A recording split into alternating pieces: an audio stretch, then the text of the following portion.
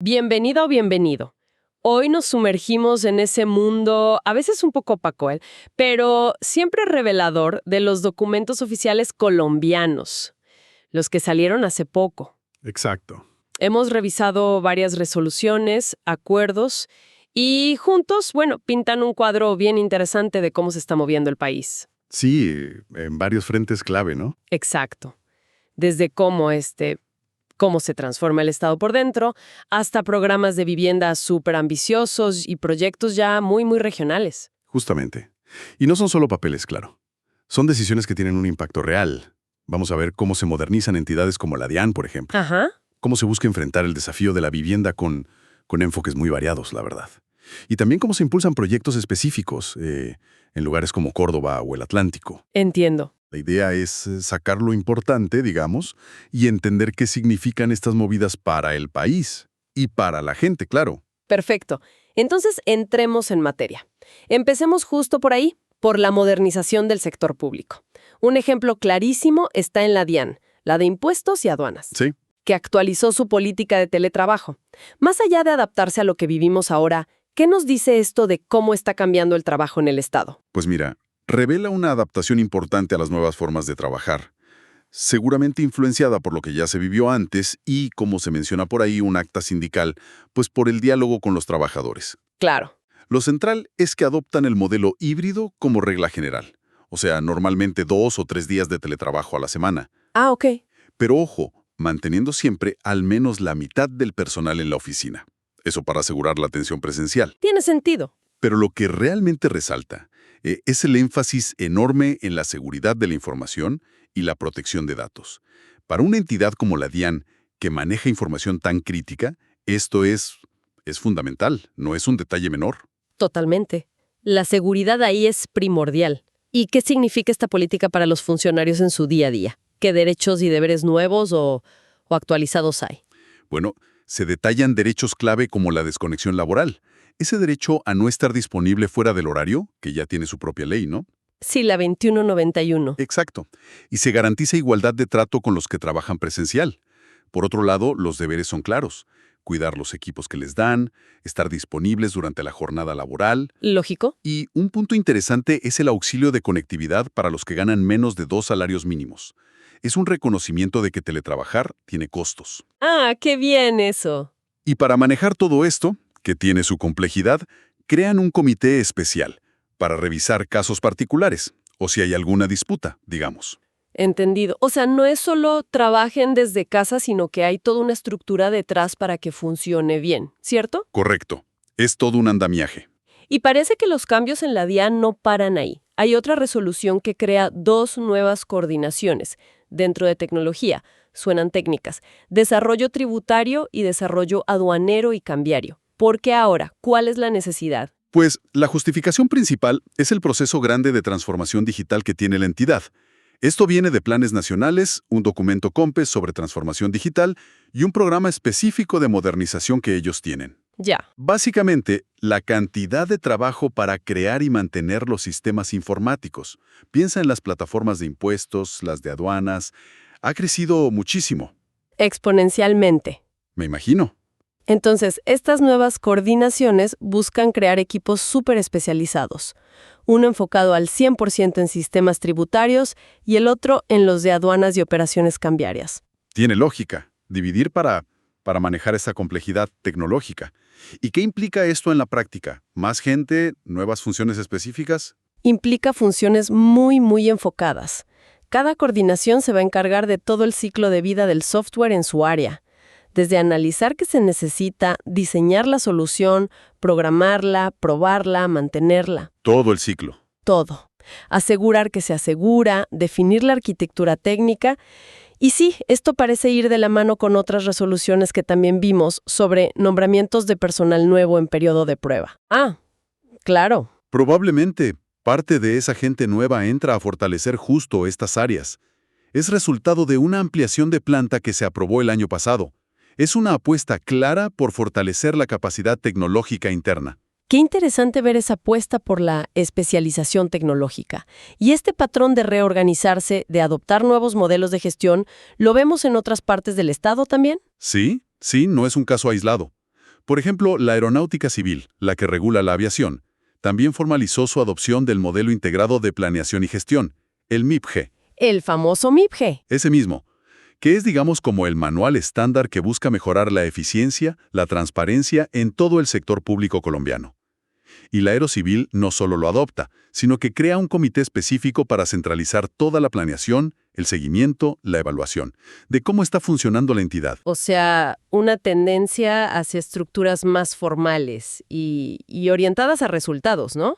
Exacto. Y un detalle curioso, fíjate, en el caso de la Aerocivil, este nuevo gran comité de gestión también absorbe las funciones que antes tenían comités más chiquitos dedicados solo a la gestión de archivos. Ah, mira tú.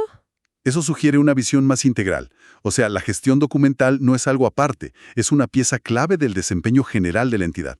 Todo dentro de esa búsqueda de eficiencia y coherencia. Vale, perfecto. Dejemos por un momento la estructura interna del Estado y demos un giro de 180 grados, porque nos encontramos una verdadera avalancha de documentos del Fondo Nacional de Vivienda, FONVivienda. Uf, sí. Son muchísimas resoluciones asignando subsidios. Aquí es donde la política social se ve, bueno, en plena ebullición. Definitivamente. FONVivienda está en el corazón de la política de vivienda, y estas resoluciones muestran la ejecución de múltiples programas al mismo tiempo.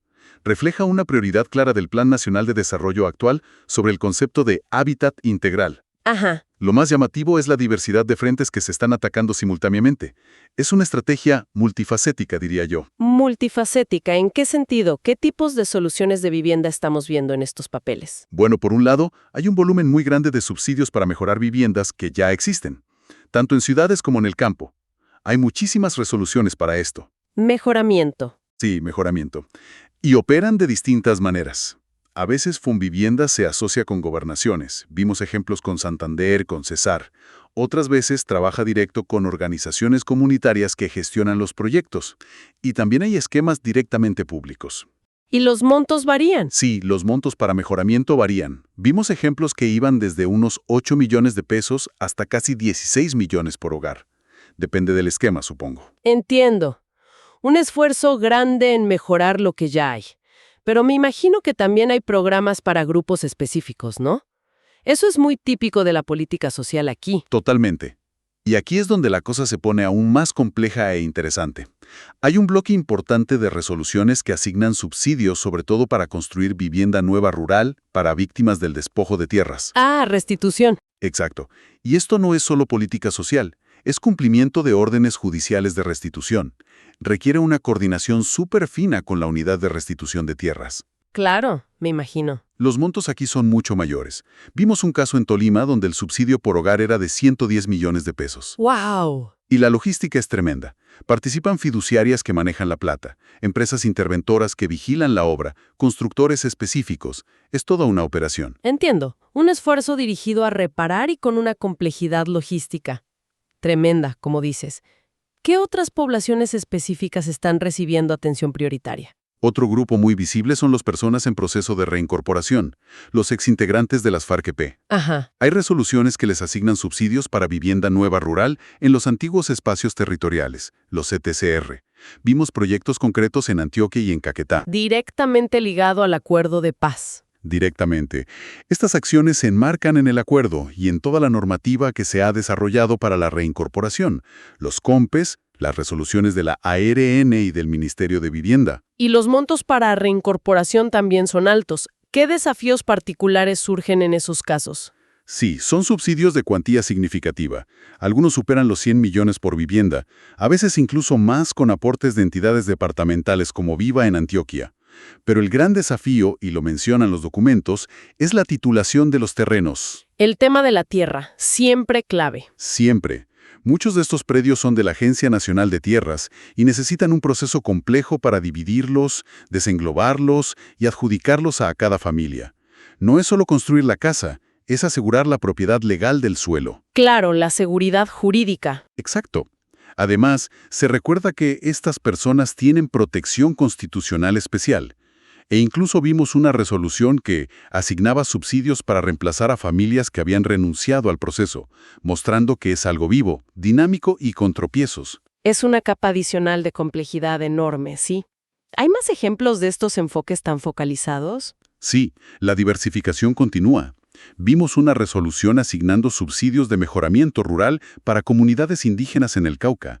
Esto como resultado de acuerdos específicos con el CIRIC, el Consejo Regional Indígena, que venían de la Minga de 2019. Ah, ok.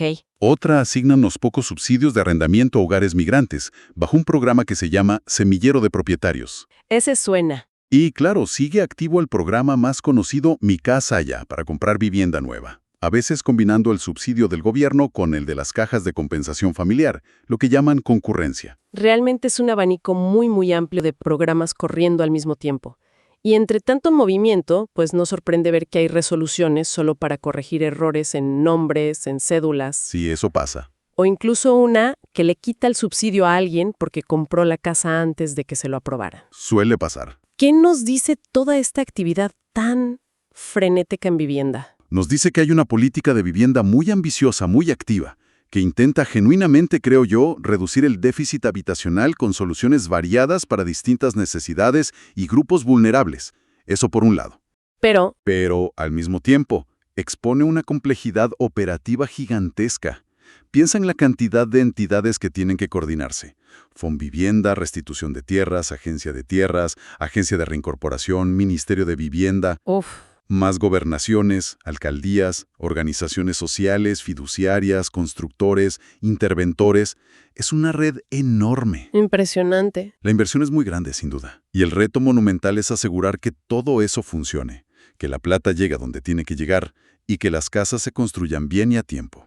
Es un desafío de gestión enorme. Esa palabra complejidad parece la clave de mucho de esto, ¿no? Totalmente. Miremos ahora un par de ejemplos con un enfoque más regional, más localizado.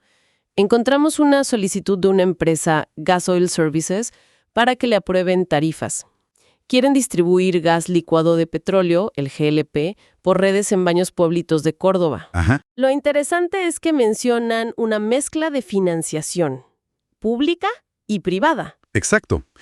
La solicitud va dirigida a la CREG, la Comisión de Regulación de Energía y Gas. Proponen cobrar una tarifa por usar esa red de distribución. Se compone de una parte para recuperar la inversión que hicieron y otra para cubrir los gastos de operación y mantenimiento, el AOM. Ok. Además, un cargo fijo por comercialización. Pero lo clave aquí es cómo se financió el proyecto para construir esa red. Informan que recibieron recursos públicos del municipio, vía regalías. Del Sistema General de Regalías. Correcto. Y también aportes privados de una empresa petrolera que opera en la zona, Canacol Energy. Aportes que se canalizaron a través de las juntas de acción comunal. O sea, no es solo la empresa privada invirtiendo su capital, sino un esfuerzo conjunto.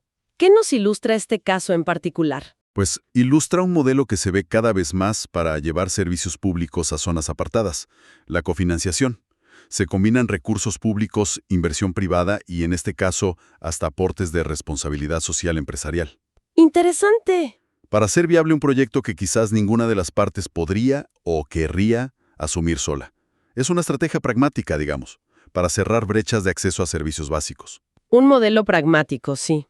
Y de Córdoba viajamos ahora al Atlántico. Allí, la Corporación Autónoma Regional, la CRA, que es la autoridad ambiental. Sí, la CAR del Atlántico. Exacto.